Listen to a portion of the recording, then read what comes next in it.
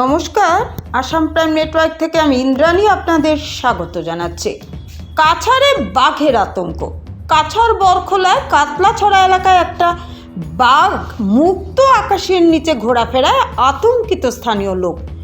গত রাতে কাতলাছড়া এলাকায় এক ব্যক্তির গরুর ঘরে বাঘ দেখা যায়। সঙ্গে সঙ্গে বন বিভাগের বনকর্মীর এক দল ঘটনাস্থলে উপস্থিত হওয়ার আগে বাঘটি পালিয়ে যায়। বাঘ ধরার জন্য বনকর্মীর দল অঞ্চলে অভিযান চালিয়ে যাচ্ছে, কিন্তু এখনো পর্যন্ত বাঘ তাদের দৃষ্টিতে আসে নাই।